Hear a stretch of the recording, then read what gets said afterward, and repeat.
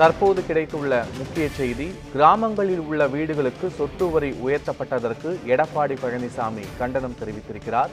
இது தொடர்பான முழுமையான விவரங்களோடு எமது செய்தியாளர் லக்ஷ்மணன் இணைந்திருக்கிறார். வணக்கம் லக்ஷ்மணன், விவரங்கள் என்ன?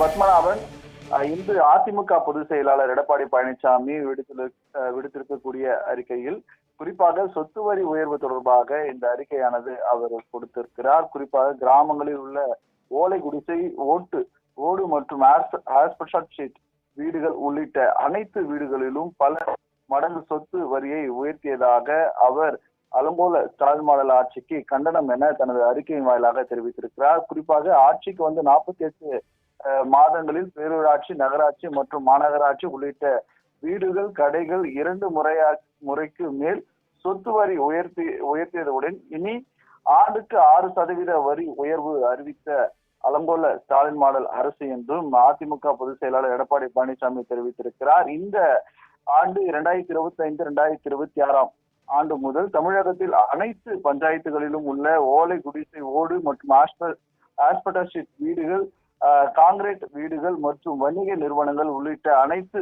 சொத்து வரியை உயர்த்தியதுடன் புதிய வரியை வசூலிக்க அதிகாரிகள் வற்புறுத்தி வருவதாகவும் அவர் இந்த கண்டன அறிக்கையின் வாயிலாக தெரிவித்திருப்பது குறிப்பிடத்தக்கது. பத்மநாபன், விவரங்களுக்கு நன்றி சாமுவேல் எபினேசர்.